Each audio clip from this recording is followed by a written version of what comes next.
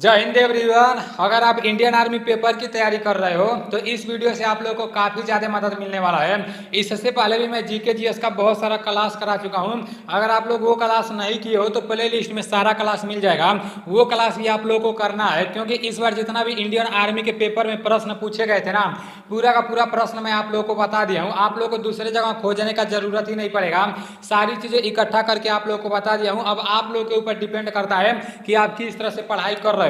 आने वाले समय में जो इंडियन आर्मी का पेपर कराया जाएगा, देखो वैसे जो लोग इंडियन आर्मी जीडी की तैयारी करते हैं और इंडियन आर्मी ट्रेडमैन की तैयारी करते हैं और एक WMP होता है, वुमेन मिलिट्री पुलिस, मतलब लड़कियों के लिए होता है, तो इतने ट्रेड के जितने लोग भी तैयारी करते हैं ना, उन लोगों का तैयारी तो यहाँ से बहुत अच्छे तरीके से होगा।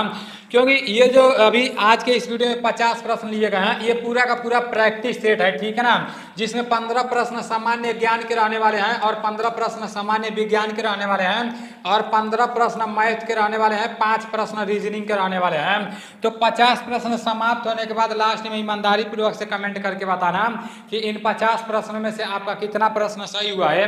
अगर 50 प्रश्नों में से 30 से अधिक प्रश्न सही होगा ना, तो आपको डरने का जरूरत नहीं है। आने वाले समय में जो नई इंडियन आर्मी की भर्ती आएगी उसमें आपका पेपर निकालने का क्षमता है।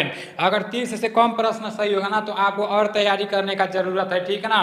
रेगुलर मेहनत करते रहना। 30 से कम प्रश्न सही होगा तो आने वाले समय में 30 से अधिक प्रश्न सही होने लगेगा और आप लोगों को 40 प्रश्न के आसपास में सही करना है, तभी सिलेक्शन होगा, ठीक है ना, तभी फाइनल मेरिट तक पहुंच पाओगे। तो चलते हैं अपने प्रश्न की तरफ। पहला प्रश्न है, हिंदी भाषा का प्रथम महाकाव्य किसे कहा जाता है। आप लोग अपने कॉपी में सभी प्रश्नों को लिखते जाना, क्योंकि संडे के दिन सारा प्रश्न मैं रिवीजन कराऊंगा, जितना भी जीके जीएस का क्लास है। और आज शाम को 7 बजे बीसू सर मैथ का क्लास कराएंगे। और जो लोग ये वाला मैथ का क्लास करेंगे ना, मतलब एक ही वीडियो से उन लोगों का कम से कम 8 से 9 जैसे क्वेश्चन पेपर में देखने को मिल जाएंगे। आप लोग खुद देख लेना, ठीक है ना। बहुत मजेदार मैथ का क्लास होने वाला है, तो टाइम निकाल कर बैठना। 2 घंटे का पूरा क्लास होगा, ठीक है ना। इसका राइट आंसर क्या होगा, महाभारत, पृथ्वीराज रासो, बाइबल और वेद। इसका राइट आंसर क्या हो जाएगा, पृथ्वीराज रासो, ठीक है ना। Prithviraj Raso is right answer. देखो टाइपिंग में थोड़ा मिस्टेक हो गया है, टाइपिंग इधर उधर कर दिया गया है। इसका राइट आंसर पृथ्वीराज रासो होगा। नेक्स्ट प्रश्न है, विश्व एड्स दिवस कब मनाया जाता है। 2 दिसंबर, 1 दिसंबर, 10 दिसंबर, इनमें से कोई नहीं। इसका राइट आंसर 1 दिसंबर हो जाएगा। 1 दिसंबर इज राइट आंसर। विश्व एड्स दिवस कब मनाया जाता है, 1 दिसंबर को विश्व एड्स दिवस मनाया जाता है। नेक्स्ट प्रश्न है कि वर्तमान में भारत का अंतरिक्ष मंत्रालय किसके पास है। वर्तमान में भारत का अंतरिक्ष मंत्रालय किसके पास है, अमित शाह, के सिवन, सुनील अरोड़ा और नरेंद्र मोदी। इसका राइट आंसर नरेंद्र मोदी हो जाएगा। Narendra Modi is right answer, ठीक है ना। इसको आप लोग अपने कॉपी में लिख लेना। वर्तमान में भारत का अंतरिक्ष मंत्रालय किसके पास है, नरेंद्र मोदी जी के पास है। नेक्स्ट प्रश्न है, ये प्रश्न अगर कट रहा होगा तो मैं आप लोग को बता दे रहा हूं, आप लोग अपने कॉपी में लिख लेना। जो प्रश्न यहाँ पर कटेगा ना, उसको मेरा बात सुनकर अपने कॉपी में लिख लेना। चंद्रयान 2 मिशन को कब लॉन्च किया गया था। चंद्रयान 3 के बारे में नहीं बोला जा रहा है, चंद्रयान 2 के बारे में बोला जा रहा है। चंद्रयान फर्स्ट के बारे में भी आप लोगों को पता होना चाहिए, चंद्रयान सेकंड के बारे में भी पता होना चाहिए और चंद्रयान थर्ड के बारे में भी पता होना चाहिए। चंद्रयान 2 मिशन को कब लॉन्च किया गया था, 22 जुलाई 2019, 15 अगस्त 2021, 18 जनवरी 2011 और 22 अक्टूबर 2008 है। इसका राइट आंसर 22 जुलाई 2019 हो जाएगा। 22 जुलाई 2019 इज राइट आंसर। चंद्रयान 2 को कब लॉन्च किया गया था, 22 जुलाई 2019 को। और चंद्रयान 3 को कब लॉन्च किया गया, तो 14 जुलाई 2023 को, ठीक है ना। और चंद्रयान फर्स्ट को 2008 में लॉन्च किया गया था, उसके बारे में भी आप लोग देख लेना। नेक्स्ट प्रश्न है, क्रिकेट एशिया कप की स्थापना कब की गई थी। क्रिकेट एशिया कप की स्थापना कब की गई थी, 1986, 1988, 1978, 1983। इसका राइट आंसर 1983 हो जाएगा। 1983 is right answer. Cricket Asia cup की स्थापना कब की गई थी, 1983 में। नेक्स्ट प्रश्न है, पुरुष क्रिकेट एशिया कप 2023 में किस टीम ने पहली बार भाग लिया है। मोस्ट इंपॉर्टेंट प्रश्न है, ठीक है ना। पुरुष क्रिकेट एशिया कप अभी जो हुआ है उसमें विजेता टीम कौन था, तो भारत था। अगर पूछ देगा कि उप विजेता टीम कौन था, तो वो श्रीलंका था। यहाँ पर पूछा जा रहा है कि पुरुष क्रिकेट एशिया कप 2023 में किस टीम ने पहली बार भाग लिया है। भूटान, इराक, चीन और नेपाल है। इसका राइट आंसर नेपाल हो जाएगा। Nepal is right answer. देखो करंट अफेयर्स का प्रश्न मैं हर वीडियो में इसलिए डालता हूं, आने वाले समय में जो इंडियन आर्मी का पेपर कराया जाएगा आप लोग देख लेना, करंट अफेयर्स का प्रश्न बहुत ज्यादा पूछा जाएगा, इसलिए जो करंट में होता है उससे मैं बहुत ज्यादा प्रश्न आप लोग को बताता हूं। नेक्स्ट प्रश्न है कि कामायनी की रचना किसने की? मैथिली शरण गुप्त, जयशंकर प्रसाद ने, तुलसीदास और इनमें से कोई नहीं। इसका राइट आंसर जयशंकर प्रसाद हो जाएगा। कामायनी की रचना किसने की? तो जयशंकर प्रसाद हो जाएगा, ठीक है ना। कामायनी की रचना जयशंकर प्रसाद ने की। नोबेल पुरस्कार कब आरंभ किए गए? 1901, 1905, 1902 और 1919। इसका राइट आंसर 1901 हो जाएगा, ठीक है ना। नोबेल पुरस्कार कब आरंभ किए गए? तो ये 1901 से मतलब आरंभ किए गए, ठीक है ना। और 1900 में इसका मतलब घोषणा किया गया था। बोला जाएगा नोबेल पुरस्कार का घोषणा कब किया गया था? तो 1900 में किया गया था, ठीक है ना। और 1901 में नोबेल पुरस्कार का आरंभ किया गया, ठीक है ना। नोबेल पुरस्कार कितने क्षेत्र में दिए जाते हैं? तो 6 क्षेत्र में दिए जाते हैं। और शुरुआत में कितने क्षेत्र में दिए जाते थे? तो शुरुआत में 5 क्षेत्र में दिए जाते थे, ठीक है ना। आप सभी लोगों को यह भी पता होना चाहिए। नोबेल पुरस्कार के बारे में मैं आप लोगों को किसी दिन पूरा विस्तार से बताऊंगा। इसके पीछे का एक बहुत बड़ा कहानी है। ये नोबेल किसी का नाम है, ठीक है ना। अल्फ्रेड बर्नार्ड नोबेल उनका नाम था। तो उनके पीछे का एक लंबी कहानी है। आप लोग को अभी सिर्फ इतना जानना है कि नोबेल पुरस्कार कब आरंभ किए गए? तो 1901 में, ठीक है ना। देखो मैं आप लोगों को जो कुछ भी बताता हूँ, जो कुछ भी पढ़ाता हूँ ना, ये सारी चीजें मैं खुद पढ़ता हूँ, मैं खुद जैसे देखता हूँ कि भाई किस तरह से प्रश्न पूछा गया है। अगर आप लोग जैसे मान लो आप लोग पढ़ाई करते हो, आप लोग को तो वो मटेरियल चाहिए जो पेपर में पूछा जाएगा, तो आप लोग को इकट्ठा करके मिल जाएगा, तो भाई आप लोग को याद करने में आसान रहेगा। अब मैं 3 घंटा 4 घंटा पूरा इकट्ठा करता हूं तब जाकर आप लोगों को बताता हूं। और मैं इंडियन आर्मी का पेपर भी पास कर चुका हूं, ऐसा नहीं है कि इंडियन आर्मी का पेपर पास नहीं किया हूं।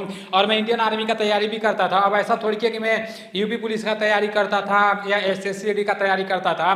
मैं तो आप लोगों को शुरू से ही बताया था कि मैं इंडियन आर्मी का तैयारी करता था। इंडियन आर्मी का दौड़ भी मार चुका हूँ, इंडियन आर्मी का पेपर भी पास कर चुका हूँ, और ये एनसीसी कैडेट भी हूँ, आप सभी लोगों को पता होगा। तो इसलिए मैं जो कुछ भी आप लोगों को बताता हूँ ये सारी चीजें अभी मैं खुद पढ़ता हूँ, मिला जुला कर मेरा भी अभी स्ट्रगल लाइफ चल रहा है, ठीक है ना। लेकिन आप लोग देखना आने वाले समय में आप लोग को इतना अच्छे तरीके से समझाऊंगा कि आप लोग भी बोलोगे यार कितना अच्छा नीलेश भाई समझाता है, ठीक है ना। अभी भी आप लोग बोलते हो। नेक्स्ट प्रश्न है बीपीएल का पूरा नाम क्या है? Below poverty line, below print line, below line poverty और इनमें से कोई नहीं। इसका right answer below poverty line हो जाएगा, ठीक है ना। ये प्रश्न पूछा गया था इंडियन आर्मी के पेपर में। अब देखो ये आप लोग को याद कर लेना है। डीआरडीओ का फुल फॉर्म में पूछा गया था, इसरो का फुल फॉर्म में पूछा गया था, एटीएम का फुल फॉर्म में पूछा गया था, और बीपीएल का फुल फॉर्म में पूछा गया था। और जैसे ही फुल फॉर्म आएगा ना वो भी मैं आप लोग को बता दूंगा, ठीक है ना। पूरा खोज खोज के आप लोग को बताऊंगा, चुन चुन के एक एक प्रश्न बताऊंगा, एक भी प्रश्न दिक्कत में नहीं रहोगे, ठीक है ना। आइस हॉकी में प्रत्येक पक्ष में कितने खिलाड़ी होते हैं? आइस हॉकी में प्रत्येक पक्ष में कितने खिलाड़ी होते हैं? 4, 7, 6 और 9। इसका राइट आंसर 6 हो जाएगा। आइस हॉकी में प्रत्येक पक्ष में 6 खिलाड़ी होते हैं। नेक्स्ट प्रश्न है वेदों की ओर लौटो किसका नारा है? महात्मा गांधी, दयानंद सरस्वती और सुभाष चंद्र बोस, इनमें से कोई नहीं। इसका राइट आंसर दयानंद सरस्वती हो जाएगा। वेदों की ओर लौटो किसका नारा है? दयानंद सरस्वती का नारा है। नेक्स्ट प्रश्न है राष्ट्रीय फल क्या है? इस बार जो पेपर हुआ था उसमें पूछा गया था कि राष्ट्रीय खेल पूछा गया था, ठीक है ना। तो वो हॉकी सही आंसर था। राष्ट्रीय खेल पूछा गया था, यहाँ पर राष्ट्रीय फल के बारे में बताया जा रहा है। आम, केला, अनार और सेव। इसका राइट आंसर आम हो जाएगा। राष्ट्रीय फल क्या होता है? आम होता है। मुस्लिम लीग की स्थापना कब की गई? मोस्ट इंपोर्टेंट प्रश्न है। मुस्लिम लीग की स्थापना कब की गई? 1905, 1906, 1913, 1915। इसका राइट आंसर 1906 हो जाएगा। 1906 इज राइट आंसर। देखो कौन सा प्रश्न आपके इंडियन आर्मी के पेपर में टपकेगा किसी को भी नहीं पता है, इसलिए सभी प्रश्नों को आप लोगों को सीरियस होकर पढ़ना है, ठीक है ना। मुस्लिम लीग की स्थापना 1906 में की गई। और लीग ऑफ नेशन की स्थापना कब की गई? 10 जनवरी 1920 में लीग ऑफ नेशन की स्थापना की गई। नेक्स्ट प्रश्न है डीआरडीओ की स्थापना कब हुई? डीआरडीओ का फुल फॉर्म क्या होता है? Defence research development organisation DRDO का फुल फॉर्म होता है। और डीआरडीओ की स्थापना कब हुई? 15 अगस्त 1969, 1 जनवरी 1958, 10 जनवरी 1949 और 15 जनवरी 1935 है। इसका राइट आंसर 1 जनवरी 1958 हो जाएगा, ठीक है ना। डीआरडीओ की स्थापना 1 जनवरी 1958 को हुई। नेक्स्ट प्रश्न है टीपू सुल्तान कहाँ का शासक था? आप लोग अपने कॉपी में लिख लेना, टीपू सुल्तान कहाँ का शासक था? मगध, हैदराबाद, मैसूर, विजयनगर। इसका राइट आंसर मैसूर हो जाएगा, मैसूर इज राइट आंसर। अभी आप लोग के सामान्य ज्ञान के 15 प्रश्न समाप्त हो चुके हैं। अब सामान्य विज्ञान का 15 प्रश्न देख लेते हैं। नेक्स्ट प्रश्न है सामान्य विज्ञान का कि किस विटामिन की कमी से मसूड़ों में रक्त आता है? किस विटामिन की कमी से मसूड़ों में रक्त आता है? आप लोग देखते होंगे कभी कभी दांत से मतलब कभी कभी ब्लड आने लगता है, तो किस विटामिन की कमी से होता है? Vitamin A, vitamin B, vitamin C और विटामिन डी। इसका राइट आंसर विटामिन सी हो जाएगा, vitamin C is right answer. Vitamin C खट्टे चीजों में पाया जाता है, ठीक है ना। पर्णहरित में कौन सी धातु पाई जाती है? लिथियम, मैग्नीशियम, कैल्शियम और पोटेशियम है। इसका राइट आंसर मैग्नीशियम हो जाएगा। पर्णहरित में कौन सी धातु पाई जाती है? तो पर्णहरित में मैग्नीशियम पाई जाती है। प्रश्न है किस अम्ल के कारण कोल्ड ड्रिंक्स का स्वाद खट्टा हो जाता है? किस अम्ल के कारण कोल्ड ड्रिंक्स का स्वाद खट्टा हो जाता है? सल्फ्यूरिक अम्ल, नाइट्रिक अम्ल, सिट्रिक अम्ल और फास्फोरिक अम्ल। इसका राइट आंसर फास्फोरिक अम्ल हो जाएगा, फास्फोरिक अम्ल इज राइट आंसर। इसको आप लोग अपने कॉपी में लिख लेना, ठीक है ना। नेक्स्ट प्रश्न है प्राकृतिक रबर का किसका बहुलक है? नियोप्रीन, आइसोप्रीन और क्लोरोप्रीन, इनमें से कोई नहीं। इसका राइट आंसर आइसोप्रीन हो जाएगा। प्राकृतिक रबर किसका बहुलक है? तो प्राकृतिक रबर आइसोप्रीन का बहुलक है। प्राकृतिक रबर किसका बहुलक है? प्राकृतिक रबर आइसोप्रीन का बहुलक है। नेक्स्ट प्रश्न है निम्न में से कौन सा भूरा कोयला है? पीट, लिगानाइट और बिटुमनी एंथ्रासाइड। इसका राइट आंसर लिगानाइट हो जाएगा, लिगानाइट इज राइट आंसर। निम्न में से कौन सा भूरा कोयला है? तो लिगानाइट हो जाएगा, ठीक है ना। नेक्स्ट प्रश्न है फोटोग्राफी में किसका उपयोग किया जाता है? AgBr, AgNO3, AgCl, CaSO4 है। इसका राइट आंसर AgBr हो जाएगा, ठीक है ना। फोटोग्राफी में किसका उपयोग किया जाता है? तो AgBr का उपयोग किया जाता है। नेक्स्ट प्रश्न है बॉक्साइट किस धातु का अयस्क है? लोहा, पारा, एल्यूमिनियम और सीसा। इसका राइट आंसर क्या हो जाएगा? इसका राइट आंसर एल्यूमिनियम हो जाएगा। बॉक्साइट किस धातु का अयस्क है? तो वो एल्यूमिनियम का है, ठीक है ना। नेक्स्ट प्रश्न है सूर्य की ऊष्मा पृथ्वी तक किस विधि से आती है? चालन, संवहन, विकिरण और इनमें से कोई नहीं। इसका राइट आंसर विकिरण हो जाएगा, विकिरण इज राइट आंसर। सूर्य की ऊष्मा पृथ्वी तक किस विधि से आती है? तो विकिरण विधि से आती है। नेक्स्ट प्रश्न है मेंडल ने आनुवांशिक के प्रयोग किस पौधे पर किए थे? मक्का, मटर, गेहूं और चावल है। इसका राइट आंसर मटर हो जाएगा, मटर इज राइट आंसर। मेंडल ने आनुवांशिक के प्रयोग किस पौधे पर किए थे? तो मटर पर किए थे। प्रश्न है महिलाओं की नसबंदी को क्या कहा जाता है? महिलाओं की नसबंदी को क्या कहा जाता है? तो ट्यूबेक्टोमी हो जाएगा, tubectomy is right answer. Next प्रश्न है कि न्यूरोलॉजी का संबंध किससे है? पाचन तंत्रिका, परिसंचरण और जनन है। इसका राइट आंसर तंत्रिका हो जाएगा, तंत्रिका इज राइट आंसर। न्यूरोलॉजी का संबंध तंत्रिका से है। नेक्स्ट प्रश्न है हृदय को एक बार धड़कने के लिए कितना टाइम लगता है? हृदय को एक बार धड़कने के लिए कितना टाइम लगता है? तो 0.8 सेकंड लगता है, ठीक है ना, 0.8 सेकंड लगता है। नेक्स्ट प्रश्न है कि लाल रक्त कोशिका उपस्थित होती है प्लाज्मा में, अस्थिमज्जा में, त्वचा में और ग्रंथियों में। इसका राइट आंसर अस्थिमज्जा में हो जाएगा। लाल रक्त कोशिका किसमें उपस्थित होती है? तो ये अस्थिमज्जा में हो जाएगा। नेक्स्ट प्रश्न है घेंघा रोग किसकी कमी से होता है? आयरन, कॉपर, आयोडीन और सल्फर है। इसका राइट आंसर आयोडीन हो जाएगा, आयोडीन इज राइट आंसर। घेंघा रोग किसकी कमी से होता है? तो आयोडीन की कमी से घेंघा रोग होता है। नेक्स्ट प्रश्न है और लास्ट प्रश्न है कि मछली किसके द्वारा सांस लेती है? फेफड़े द्वारा, श्वास नली द्वारा, गलफड़े द्वारा और नाक द्वारा। इसका राइट आंसर गलफड़े हो जाएगा, गलफड़े इज राइट आंसर। मछली किसके द्वारा सांस लेती है? तो गलफड़े के द्वारा सांस लेती है। अभी आप लोग के सामान्य ज्ञान के 15 प्रश्न समाप्त हो चुके हैं, सामान्य विज्ञान के 15 प्रश्न समाप्त हो चुके हैं। अब बीसू सर आ रहे हैं मैथ का क्लास कराने के लिए, तो अब आप लोग पेन और कॉपी लेकर बैठ जाओ, ठीक है ना। 31वां क्वेश्चन क्या कह रहा है? मोस्ट इंपोर्टेंट क्वेश्चन कि 6 आदमी 10 दिन में 150 रुपए कमाते हैं, तो 8 आदमी 7 दिन में कितने रुपए कमाएंगे? मतलब क्या MDH एक फॉर्मूला होता है, MDH और बटे क्या W और बराबर MDH बटे W। M का मतलब क्या? M1, D1, H1 और W1 और इधर 2, 2, 2 और ये भी 2। MDH मतलब एक मसाले का नाम सुना होगा आपने जिसको बोलते हैं MDH। सभी लोग इसका रिप्लाई करेंगे कि इसकी फुल फॉर्म क्या होता है।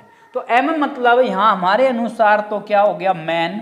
मैन का मतलब आदमी, मैन का मतलब आदमी, और डी का मतलब डेज, और डेज का मतलब दिन, डेज का मतलब दिन, और एच का मतलब आवर, और आवर का मतलब घंटे, एम का मतलब मैन, डी का मतलब डेज, एच का मतलब आवर, और डब्ल्यू का मतलब होता है वर्क, और वर्क का मतलब हुआ कार्य, वर्क का मतलब हुआ कार्य। तो क्वेश्चन को दो स्टेप पे पढ़ना है कि 6 आदमी 10 दिन में 150 रुपए कमाते हैं, मतलब कमाया गया पैसा या किया गया कार्य कहाँ जाएगा, नीचे जाएगा, बाकी सारी वैल्यू ऊपर रहनी है। 6 आदमी 10 दिन में और कितना 150 रुपए कमाए, और 150 कमाए तो नीचे गया। फिर क्या कहा कि 8 आदमी 7 दिन में और कितने रुपए कमाए। क्या कहा, 6 आदमी 10 दिन में 150 रुपए कमाए और किया गया कार्य कहा गया नीचे। 8 आदमी 7 दिन में कितने रुपए, क्रॉस मल्टीप्लाई कर लिया तो 6 गुणा 10 और गुणा रुपये बराबर 150 गुणा 8 और गुणा 7, और रुपये बराबर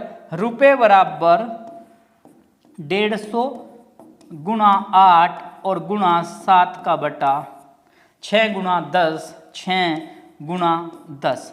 ये यहाँ गुणा में था तो कहाँ गया, बटे में गया, और 0 से 0 कट गया, 0 से 0 कट गया। अब 3 से काट सकते हैं या आप गुणा कर सकते हैं, आपके ऊपर डिपेंड है। 3 दूनी 6 और 3 पंजा 15।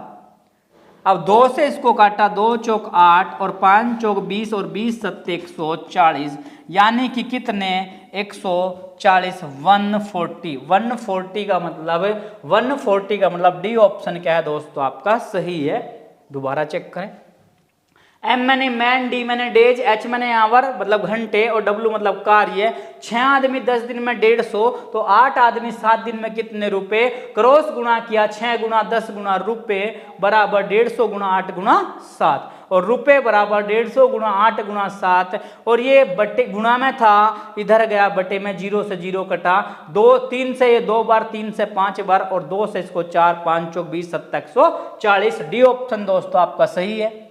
एक वृत्त का क्षेत्रफल दिया, देखो वृत्त क्या होता है, गोल आकृति जिसको बोलते हैं वृत्त, और वृत्त का क्या दिया, क्षेत्रफल दिया, तो वृत्त की परिधि पूछ लिया, क्षेत्रफल दिया।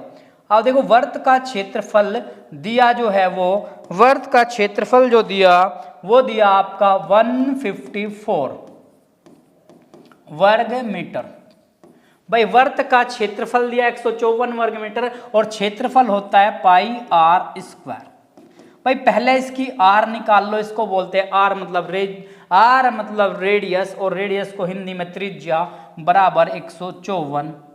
पाई का मान 22/7 गुणा आर का स्क्वायर बराबर 154, और आर स्क्वायर बराबर 154 गुणा ये 7 नीचे है, उधर गया तो ऊपर गया, और बटे में क्या 22, और 22 से ये 7 वर्ग कटा, 22 से ये 7 वर्ग कटा, और आर स्क्वायर बराबर 7 का 7 से गुणा किया तो आर स्क्वायर बराबर 49, और आर बराबर अंडर रूट का 49, और 49 किसका 7 का, यानी कि जो त्रिज्या आई वो 7 आई, त्रिज्या जो आई वो आपकी 7 आई। अब पूछ क्या लिया, लेकिन त्रिज्या नहीं पूछा, ध्यान रखें क्या पूछ लिया, परिधि पूछ लिया।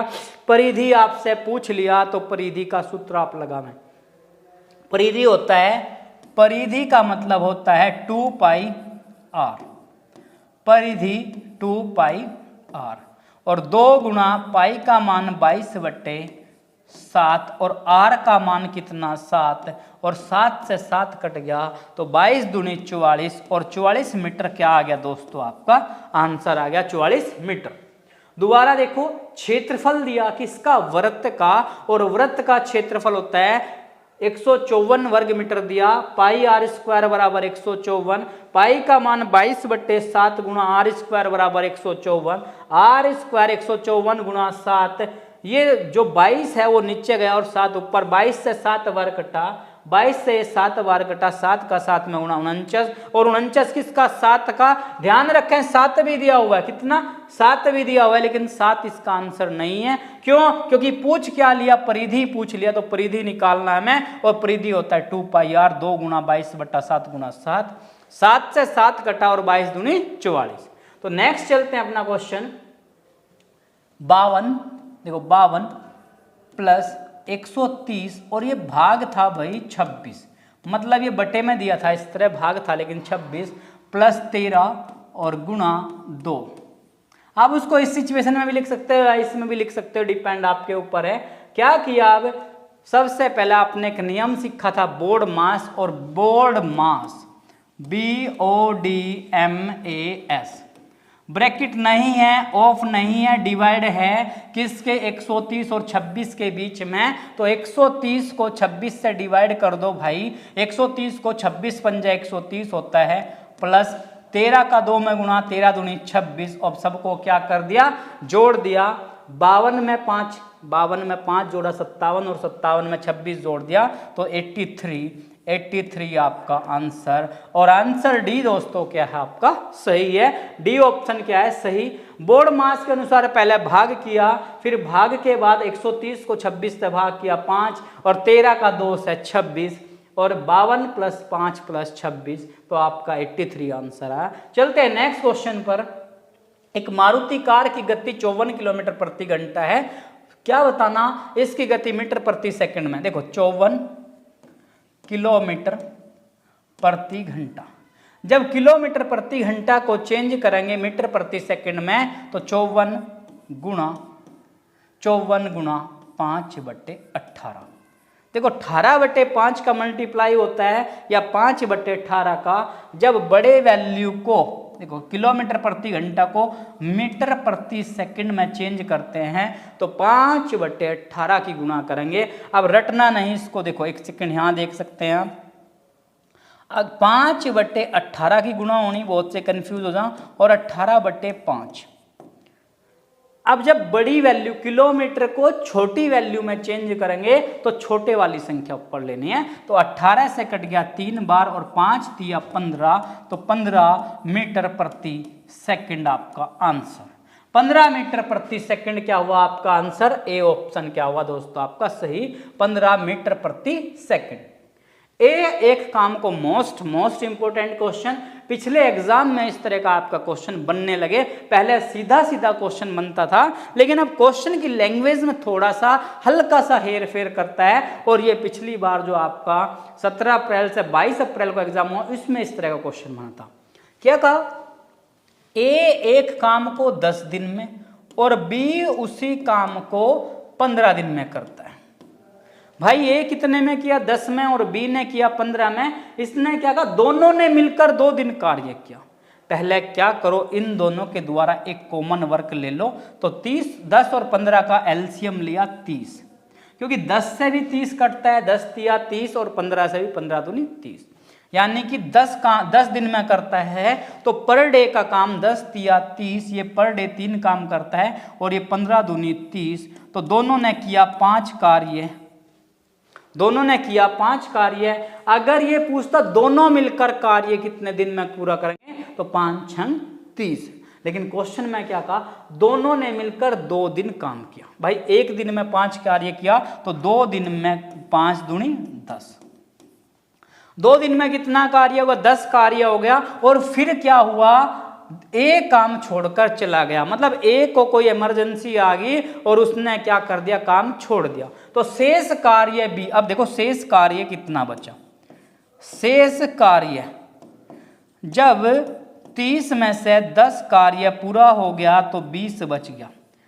कितना कार्य बचा, 20। अब इस 20 को कौन करने आएगा, ए चला गया, ये वाला बंदा चला गया, और अब कौन कार्य करेगा, बी करेगा। और बी रोज का कितना, 2 काम कर रहा है, और 20 काम करना, तो 20 का बट्टा 2, 20 का बट्टा 2, और 20 को 2 से काट दिया। 10 दिन मतलब सी ऑप्शन क्या है दोस्तों आपका सही है। ए 10 दिन में, बी 15 में, दोनों मिलकर 30 में। 10 से 3 बार, 15 से 2 बार, 3 कार्य इसने किया, 2 इसने, 3 और 2 5 कार्य हो गया। 2 दिन में 5 दूनी 10 हो गया। काम कितना था? 30 था। जब 30 में से 10 खत्म हो गया तो 20 बचा। अब 20 करने कौन आया? बी आया, और बी रोज का 2 कार्य कर रहा है, तो 20 का बटा 2 तो मतलब 10 दिन। चलते हैं नेक्स्ट क्वेश्चन पर। एक त्रिभुज के 2 कोण हैं, एक 30 डिग्री। देखो, त्रिभुज के तीनों कोणों का योग आपको पता होना चाहिए। पेपर में कई बार आ चुका है आपका त्रिभुज के तीनों कोणों का योग। त्रिभुज के 3 जो कोण होते हैं उनका योग होता है 180 डिग्री, 180 डिग्री, 180 डिग्री। तो पहला कोण 30 डिग्री, सेकंड कोण 105 डिग्री, और थर्ड कोण मान लिया x, और तीनों का वैल्यू 180। मैं क्या मान लिया? तीसरा कोण को x मान लिया, और तीनों का जो वैल्यू हुआ 180। अब 105 में 30 जोड़ा तो 135, प्लस x बराबर 180, और x बराबर 180 और माइनस 135। 180 से 135 घटाया, 10 में से 5 गया 5, 7 में से 3 गया 4, तो कितना आ गया? 45 डिग्री। कितना है? 45 डिग्री। कितना है आपका? 45 डिग्री, और 45 डिग्री मतलब बी ऑप्शन क्या है? सही है। ध्यान रखें, त्रिभुज के तीनों कोणों का योग 180 डिग्री होता है। एक 30 दिया, एक 105 दिया, तो 30 और 105 को जोड़ा 135, और तीसरा मान लिया x। 180 में से 135 का तो 45 डिग्री आपका आंसर। नेक्स्ट चलते हैं, 3x प्लस 17, 3x प्लस 17 और बराबर 32। तो क्या किया? x को x के साथ या संख्या को संख्या के साथ ले जाओ। 3x बराबर 32, ये इधर प्लस का 17 इधर गया तो माइनस का 17, और 3x बराबर 32 से 17 घटे तो 15 बचा, 32 से 17 गए तो 15 बचा, और x बराबर 15 का बटा 3, और 15 को 3 से काट दिया, 3 पंजे 15, तो x की वैल्यू कितनी? 5, और ए ऑप्शन दोस्तों आपका क्या है? सही है। चलते हैं नेक्स्ट क्वेश्चन पर। ये कई दिन से क्वेश्चन रेगुलर चलता हुआ जा रहा है, मोस्ट इंपोर्टेंट क्वेश्चन। चीनी की कीमत में 25%, चीनी की कीमत में 25% बढ़ जाने पर एक परिवार को खर्च में कितनी कटौती करनी पड़ेगी परिवार का खर्च न बढ़े? देखो, चीनी का रेट जो था वो 100% था या 100 रुपये था। जब 25 बढ़ गया, जब 25 बढ़ गया तो 125 हो गया। चीनी का मूल्य क्या था? 100% था। जब 25% बढ़ा तो 125 हो गया। इसने कहा बढ़े हुए मूल्य को यहीं 100 पर लेकर आना है, जिससे परिवार पर कोई एक्स्ट्रा लोड ना पड़े। तो क्या करना पड़ेगा? 25 की कमी करनी पड़ेगी, और 25 जो कमी की वो किस पर की? 125 को 100 पर लाना, 125 को 100 पर लाना तो किस पर की? 125 पर, और गुणा कितने का? 100% का। 25 से 5 बार कटा, और 5 दूना 10, तो मतलब 20% दोस्तों आपका क्या हुआ? बी ऑप्शन क्या हुआ आपका? सही हुआ। 100% है, जब 25 बढ़ा तो 125। इसने कहा कितनी कमी करें, कितनी कटौती करें, तो 25 की कटौती करनी पड़ेगी। किस पर? 125 पर गुणा 100, 25 से 5 और 5 से 20% दोस्तों। तो नेक्स्ट क्वेश्चन आपका, एक साइकिल के पहिए की त्रिज्या, साइकिल के पहिए की त्रिज्या दिया हुआ है। एक साइकिल के पहिए की त्रिज्या 42 सेंटीमीटर है, तो बताओ 400 चक्कर में कितनी दूरी तय करेगी? अब देखो, साइकिल का पहिया ये हुआ, और इसकी त्रिज्या दे दी इसने, ये त्रिज्या होते 42 सेंटीमीटर। त्रिज्या दिया आपका 42 सेंटीमीटर, और त्रिज्या को लिखते हैं r। त्रिज्या को रिप्रेजेंट करते हैं r से। जब भी चक्कर की बात दे, पहले बहुत ज्यादा क्वेश्चन चलता था, जब भी साइकिल के पहिए की बात दे तो परिधि निकाल लो, परिधि निकाल लो, और परिधि का सूत्र होता है 2πr, और 2 गुणा पाई का मान 22/7, और r का मान कितना? 42। 7 से कट गया ये 6 बार, और 22 दूनी 44, और 44 का गुणा किया 6 में, 44 छिक्का 100, 44 6 चौक 44 का 6 में गुणा किया तो 6 चौक 24, 2 हासिल, 6 चौक 24 और 2 26, 264 सेंटीमीटर। अब 264 तो कहीं आंसर दिख नहीं रहा, आंसर तो ऑलरेडी मीटर में दिख रहा है। तो इसने क्या कहा? बताओ साइकिल 400 चक्कर में कितनी दूरी तय करेगा। इसका मतलब परिधि का मतलब साइकिल यहां से यहां तक एक राउंड जो लेगा वो 264 सेंटीमीटर गया, और 400 चक्कर में कितने में 400 चक्कर में चली दूरी, 400 चक्कर में चली गई दूरी। और क्या करना, बस 264 को गुणा कर दो 400 से, 264 इंटू 400, तो 2 जीरो, 4 चौक 16, 4 छिक्का 24 25, 4 दूना 8 और 2 10, इतना सेंटीमीटर। 105600, इतना भी आंसर नहीं मिल रहा, मीटर में मिल रहा है। अब 105600 सेंटीमीटर को मीटर में चेंज करना है, तो 105600 को मीटर में बदलना, तो 2 जीरो से भाग, और 2 जीरो से 2 जीरो कट गया, तो 1056 मीटर आपका क्या आया दोस्तों, आंसर आया 1056। तो मतलब बी ऑप्शन क्या है आपका सही है। परिधि 2 पाई आर, जब भी साइकिल के पहिए की बात करेगा तो परिधि निकालेंगे, और जब भी गाय या घोड़ा घास चरने की बात करेगा तो क्षेत्रफल निकालेंगे। 2 गुणा पाई का 22/7 गुणा 42, 7 से 6 बार कटा, 22 दूनी 44, छिक्का 264, एक चक्कर में 264 गया, तो 400 में पूछा तो गुणा 400, तो क्या हुआ 105600 सेंटीमीटर को मीटर में, तो 1056 मीटर आपका आंसर। नेक्स्ट चलते हैं, दो संख्याओं का अनुपात 2:3। देखो इसको रेशियो मेथड से करें, दो संख्याएं 2:3 के अनुपात में। ये क्वेश्चन बहुत ज्यादा चलने लगा भाई। अब यदि प्रत्येक में 9 जोड़ दिया जाए तो नया अनुपात 3:4 हो सकता है। कितना जोड़ने पर 9, इसका अंतर देखो 2 और 3 का 1, 3 और 4 का अंतर देखो 1, और 1 किसके बराबर, जितना जोड़ना पड़ेगा, 1 किसके बराबर, जितना जोड़ना पड़ेगा। जब 1 का मान 9 आया तो इसके पास 2 अनुपात हैं, तो 2 गुणा 9, तो 2 नम 18, और दूसरा क्या 3 गुणा 9 या 3 नम 27, तो 18 और 27, 18 और 27 ऑप्शन बी आपका दोस्तों सही है।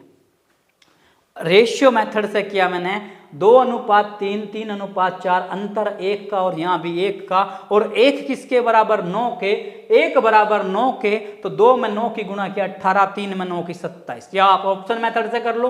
देखो 4 दूनी 8, 4 तिया 12, 9 दूनी 9 तिया, सब 2 3 के अनुपात में है, तो आपका बस इसी मेथड से आप इसको कर लीजिए, कर सकते हैं, फिर थोड़ा सा बड़ा पड़ जाएगा ऑप्शन से। नेक्स्ट चलें, एक बक्से में 20 किलोग्राम गोलियां हैं और एक गोली का जो भार है वो 40 ग्राम है। बक्से में कुल कितनी गोलियां, तो गोलियों की संख्या, गोलियां मतलब चाहे तो बंदूक की गोलियां हो सकती हैं, जैसे आप इंडियन आर्मी के जवान बनोगे इन फ्यूचर, तो गोली का जो एक गोली का वेट है वो 40 ग्राम बोल रहा है। तो कितना, गोलियों की संख्या बराबर गोलियों की संख्या बतानी, तो गोलियों की संख्या बतानी, गोलियों की संख्या बराबर कुल भार बट्टे एक गोली का भार, एक गोली का भार। क्या गोलियों की संख्या का बतानी है, तो गोलियों की संख्या बराबर कुल भार, मतलब कितना बक्से का भार है बटे एक गोली का भार, और कुल जो भार है वो हुआ 20 किलोग्राम, 20 किलोग्राम, और एक गोली का जो भार है वो 40 ग्राम। अब 20 किलोग्राम को ग्राम में चेंज किया तो 1 किलोग्राम में 1000 होते हैं, गुणा 1000 और बट्टे कितना 40, 20 दूनी 40 और 2 से काट दिए तो 500, यानी कि जो बक्से में गोलियां हैं वो कितनी है 500, और बी ऑप्शन दोस्तों क्या है आपका सही है।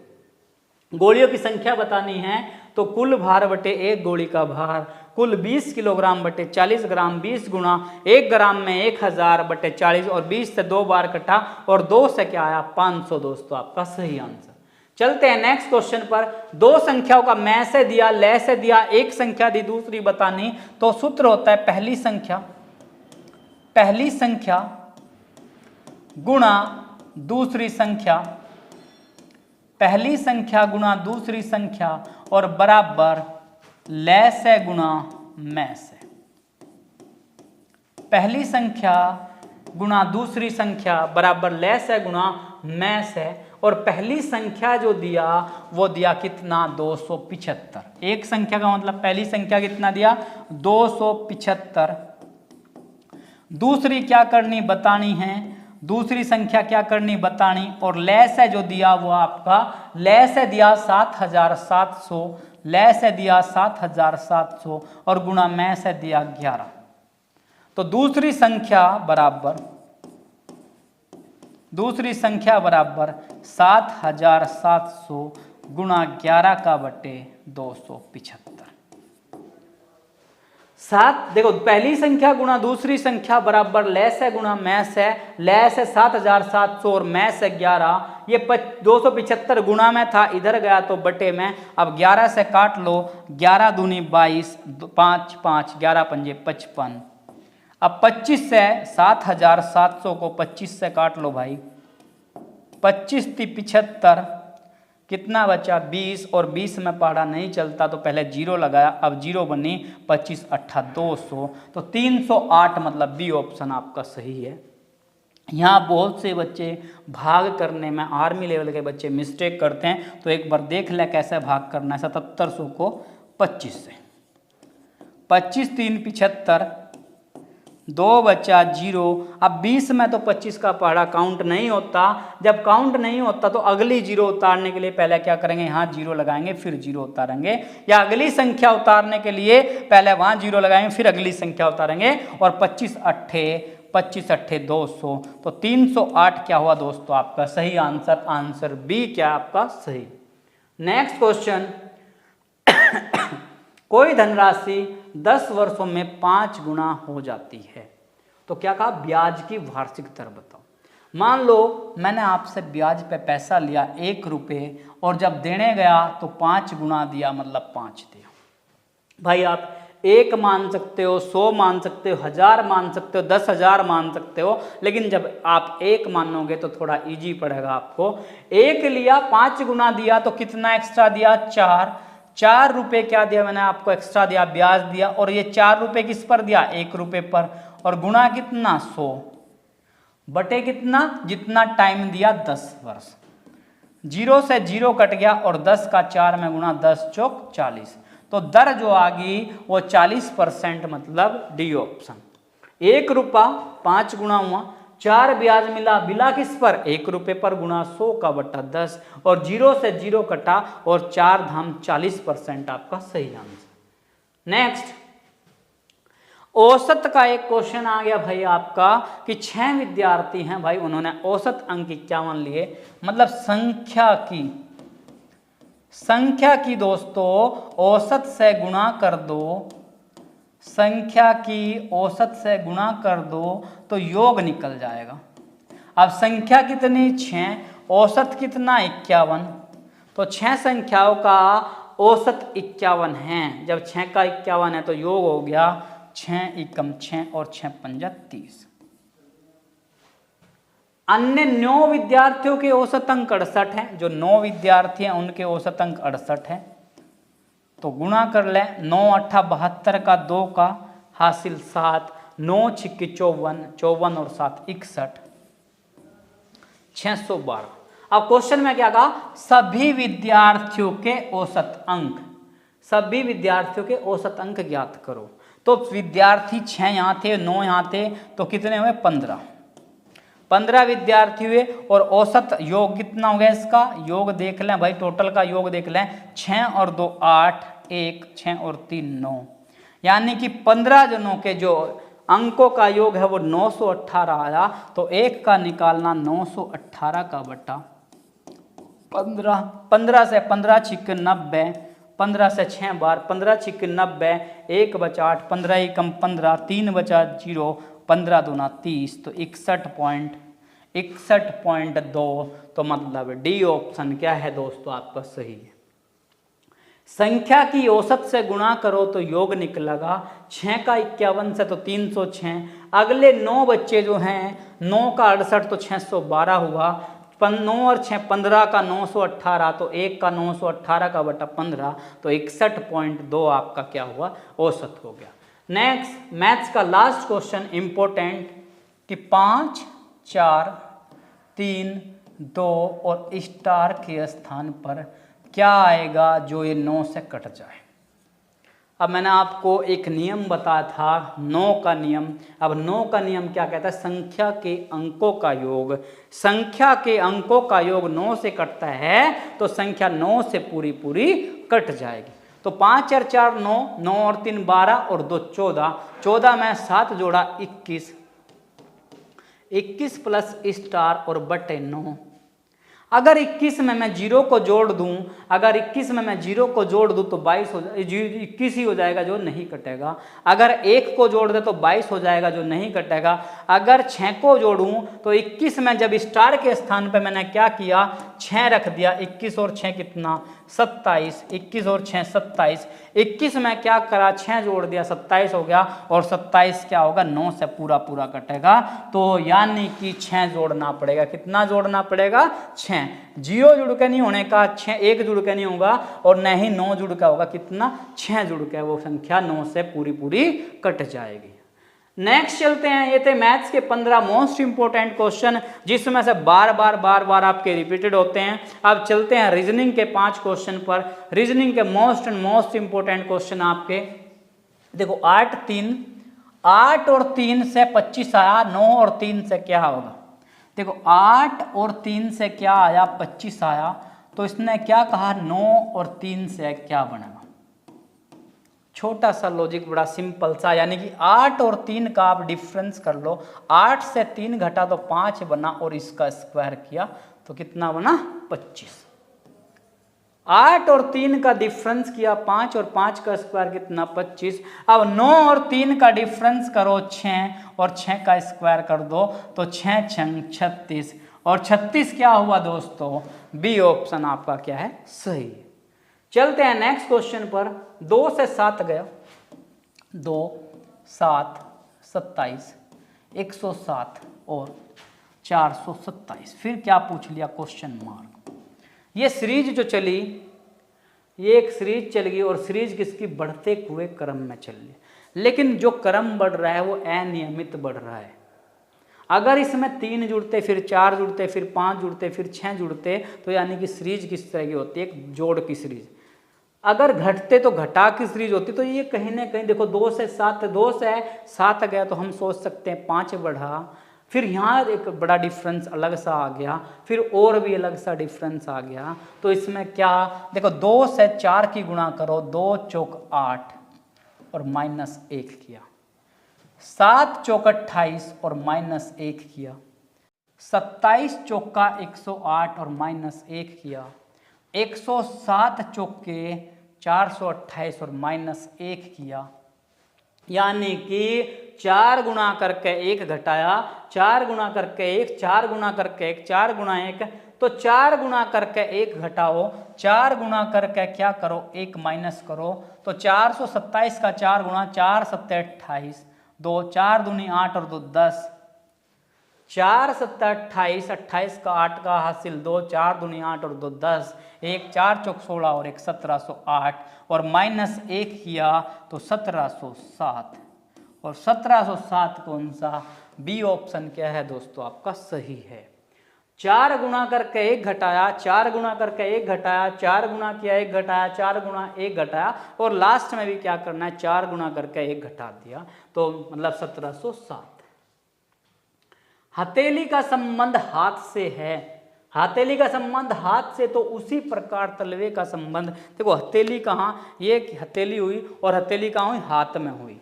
तो उसी तरह तलवे, तलवा कहाँ होता है? हमारे पैर का जो सबसे नीचे का पार्ट है वो क्या होता है? तलवा। तो तलवा किस में होगा? टांग में। पूरी की पूरी जो आपकी टांग है उसमें तो तलवा है, लेकिन किस पार्ट में? पैर में या घुटने में या टखने में? घुटने में नहीं तो पैर में। किस में? पैर में। 49वां जो क्वेश्चन है आपका, इसने कहा दिल्ली का कोड, देखो DELHI, दिल्ली का कोड दिया EFMIJ।